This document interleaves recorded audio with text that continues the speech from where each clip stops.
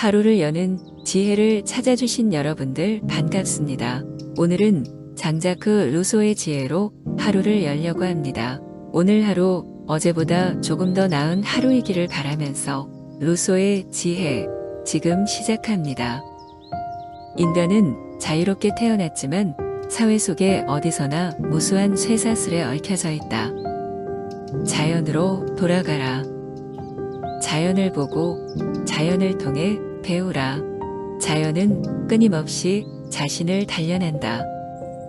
자연은 우리를 결코 속이지 않는다. 우리를 속이는 것은 언제나 우리 자신이다.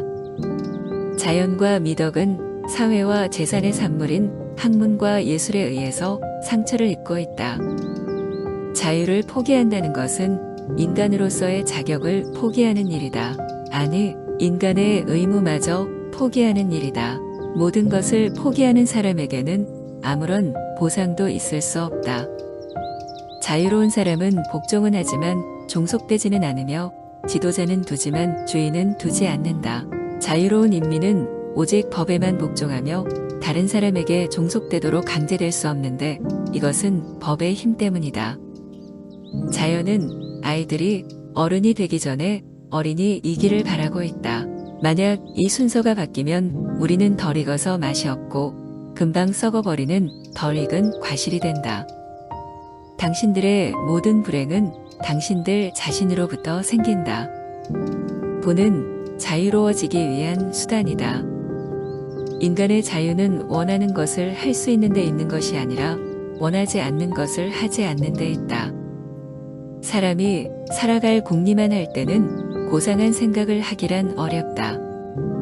농부처럼 일하고 철학자처럼 사색하라. 우리는 다른 사람의 희생에 의하여 생활하고 있다. 나 자신도 물론 희생하고 있다. 일을 한다는 것은 사회적 인간으로서의 부득이한 의무이다. 때문에 놀고 먹는 사람들은 모두 다 사기꾼이다. 사기꾼 부류에 속하지 않으려면 일을 해야 한다. 직업이 무엇이든지 상관없다. 열심히 일하지 않는 사람은 먹지도 말아야 한다. 절제와 근면은 인간의 진정한 치료법이다. 일하는 것은 욕망을 강화하고 절제는 그것을 컨트롤하는 법을 가르친다. 절제와 노동은 인간에게 가장 진실한 두 사람의 의사이다.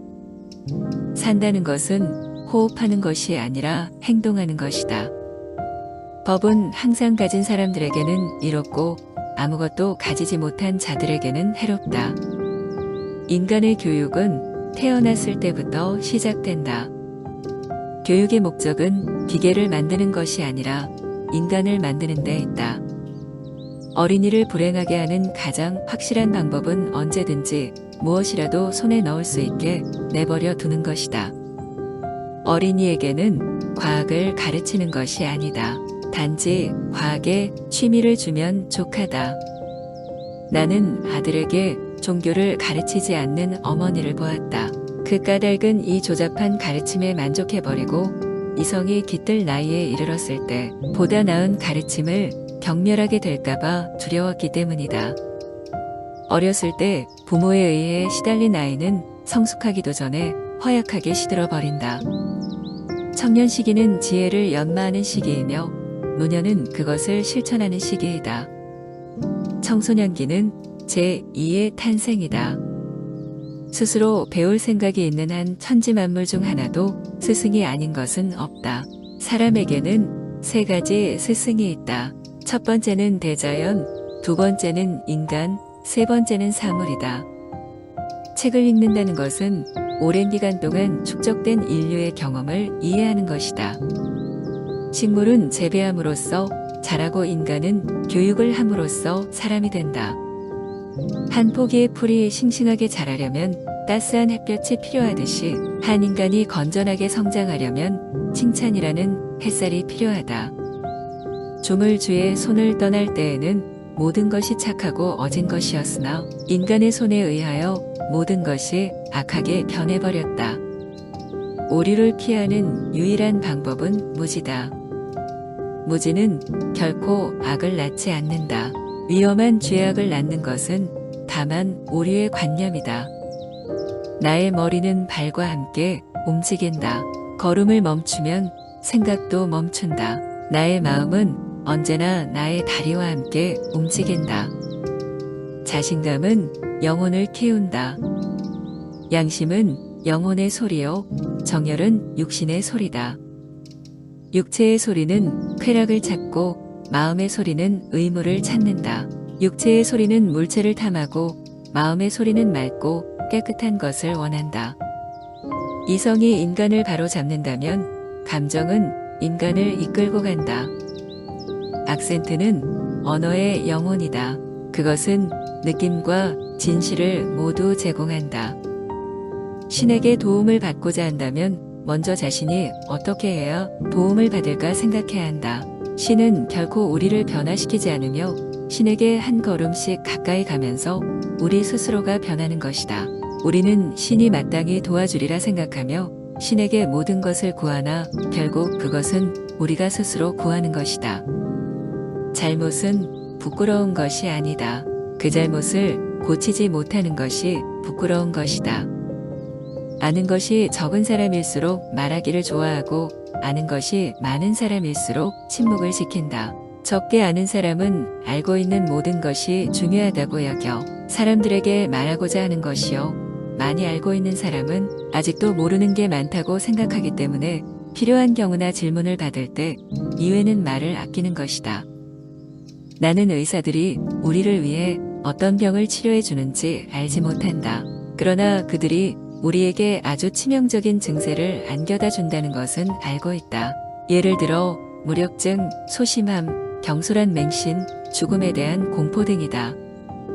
의사들은 인간의 육체를 치료하면서 그 대가로 인간의 용기를 죽여버린다. 우리에게 필요한 것은 진정으로 살아있는 사람이다. 그러나 그 누구도 그들의 손에서 살아있는 사람이 걸어 나오는 것을 보지 못했다. 엄밀하게 말한다면 진정한 민주주의는 지금까지 없었고 앞으로도 결코 존재하지 않을 것이다. 국민의 자유는 국력에 비례한다.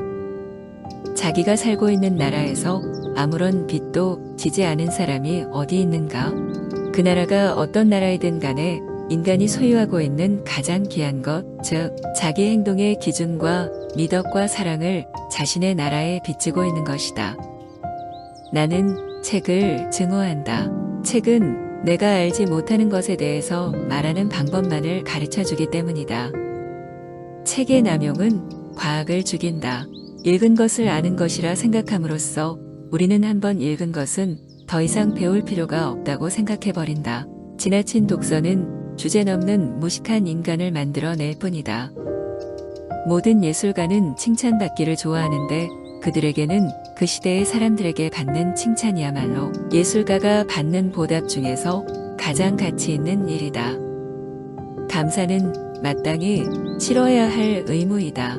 그러나 누구 하나 그것을 기대할 권리를 갖지 못하는 의무이다. 세상에서 살아가려면 많은 사람과 사귈 줄 알아야 한다. 이 세상의 행복은 하나의 소극적인 상태에 불과하다. 행복은 그 사람이 받고 있는 고통이 얼마나 적은지로 판단해야 한다. 욕망은 언제나 우리를 끌고 간다. 우리가 도달할 수 없는 곳으로 끌고 간다. 우리의 불행은 욕망에 이끌리는 데에 있다. 우리들의 욕망과 우리들의 능력 사이의 불균형에 바로 우리들의 불행이 존재한다. 공통의 불행은 우리의 마음을 서로 결합시킨다. 모든 사악함은 허약함에서 생긴다. 다른 사람을 행복하게 만드는 것은 자신이 행복할 자격이 있다는 것이다. 사랑이란 실제의 대상보다 스스로 만들어낸 마음의 대상을 한층 더 사랑한다.